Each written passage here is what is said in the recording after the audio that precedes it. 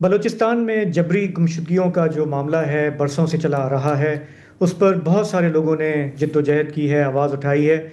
इसमें एक नुमाया नाम मामा कदीर का है, जिनका हफ्ते के रोज़ यानी कि दिसंबर 20 के दिन क्वेटा के एक अस्पताल में इंतकाल हो गया। वो कुछ अरसे से अलील थे। उनका असल नाम अब्दुल कादिर बलोच था, जो कि वो एक आम ज़िंदगी बसर कर रहे थे, मुलाजमत करते थे सन 2009 तक। लेकिन फिर उनके साहबजादे को अगवा किया गया।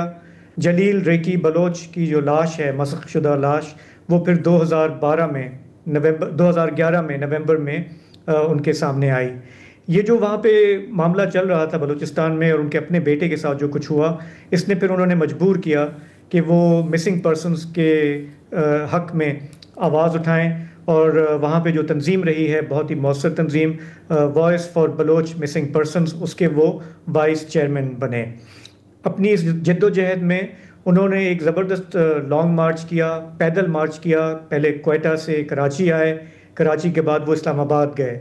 इस सफ़र में उन्हें उनके साथ वो बलोच औरतें थीं, माएँ थीं, बहनें थीं, जिनके कोई बाप बेटे या जानने वाले जो हैं वो एक लंबे अरसे से गुमशुदा थे। इस लॉन्ग मार्च में उनके पैरों में छाले पड़ गए, वो कई जगह पे बीमार भी हुए, लेकिन उन्होंने अपना ये सफ़र जारी रखा। हमने उस टाइम पे हमने सुना उनके ख़िलाफ़ बहुत प्रोपेगेंडा भी हुआ। उन्हें एंटी स्टेट कहा गया, उन्हें गद्दार कहा गया, उन्हें इंडिया का एजेंट कहा गया, लेकिन वो अपने मिशन से टस से मस नहीं हुए। बरसों तक उनका जो कैंप था मिसिंग बलोच का, वो क्वेटा में प्रेस क्लब के करीब लगा रहा। सर्दी हो, गर्मी हो, बारिश हो, धमकियां हो, वो वहाँ बैठे रहे। बहुत सारे सहाफ़ी जो क्वेटा जाते हैं वो उनसे मिले भी, मेरा भी उनसे वहाँ मिलना हुआ।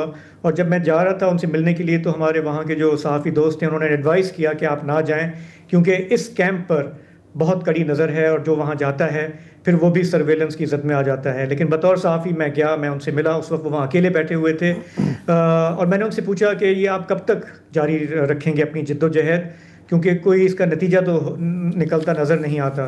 तो वसत उन्होंने कहा कि जब तक मेरी सांस में सांस है मैं अपना काम करूँगा, चाहे कोई रिज़ल्ट निकले या ना निकले। और हमने देखा कि फिर पिछले साल सन 2024 में रात की तारीकी में इस कैंप को आग भी लगा दी गई थी। तो मामा कदीर जो हैं उनकी जद्दोजहद तकरीबन सारे इंसानी हुकूक के कारकुन जो हमारे मुल्क में, वो मानते हैं कि वो एक पुरअमन जद्दोजहद थी। उसमें वायलेंस को कभी उन्होंने प्रीच नहीं किया, और वो कहते थे कि हम अपने प्यारों के लिए सिर्फ इंसाफ चाहते हैं। अच्छा, आपने ज़ाहिर है कि पूरा खाका खींच दिया। मामा कदीर जो हैं वो बेसिकली उनका पस मंज़र तो यही था कि वो एक बैंक के मुलाजिम थे और बहुत तवील अरसे तक रिटायर हुए बाकायदा वो। और उनके जो मिसिंग बेटे हैं जलील रैकी, वो भी बैंक मुलाजिम ही थे, डबल MA थे। ये जो आपने कोयटा के कैंप का जिक्र किया, अभी मैं BBC की रिपोर्ट पढ़ रहा था, उन्होंने voice for Baloch missing persons के जो चेयरमैन हैं नसरुल्लाह बलोच, उनके हवाले से कहा कि ये आलमी तारीख़ में अपनी नौइयत का सबसे तवील अरसे से कायम कैंप है। लगभग 6000 दिन से ज़ायद इस कैंप को हो चुके हैं, और इस अरसे में ये कैंप जो है कई दफ़ा उखाड़ने की कोशिश हुई और 4 दफ़ा नज़र आतिश हुआ। लेकिन मामा कदीर जो हैं इस कैंप का मुस्तकिल हिस्सा थे। इस बीच शायद आपको याद हो कि कराची प्रेस क्लब के बाहर भी कई महीने तक ये कैंप लगा रहा और मामा कदीर वहाँ हर वक्त बैठे हुए नज़र आते थे। मुझे याद है कि वहाँ हर तरह के सियासी जमातों के लोग आते थे, मुस्लिम लीग नून के भी आते थे, पीपल्स पार्टी के भी आते थे, घंटों बैठ के बातें करते थे, तस्वीरें बनवाते थे। ये कहते थे कि बस ठीक है, ये बहुत संगीन इंसानी मसला है, और अगर हम कभी पावर में आ गए तो आपके साथ पूरा ताउन का यकीन दिलाते हैं। लेकिन फिर वो इक़्तिदार में आ जाते थे, और इक़्तिदार में आते ही वो अपना वादा भूल जाते थे। अच्छा, मामा कदीर जो हैं इस्लामाबाद के आपने मार्च का जिक्र किया, 4 महीने का ये मार्च था ऑल टुगेदर, जगह जगह रुकते हुए वो गए थे। ना सिर्फ यहाँ बल्कि बैरून मुल्क भी वो 2 दफ़ा उनका जाना हुआ। एक दफ़ा 2018 में उन्होंने जिनेवा का दौरा किया, वहाँ अक़वाम मुत्तहिदा की जो रिलेटेड तंजीमें थी इंसानी हुकूक़ की और दीगर तंजीमें, उनके इजलासों में शिरकत की। और फिर वो अमेरिका भी गए। अच्छा, मामा कदीर का नाम जो है वो एग्ज़िट कंट्रोल लिस्ट में भी, जैसा कि रिवायत है, आता था जाता था। ये सिलसिला भी उनके साथ चलता रहा। हॉस्पिटल में जो अब थे तो उनको मल्टीपल बीमारियां थीं।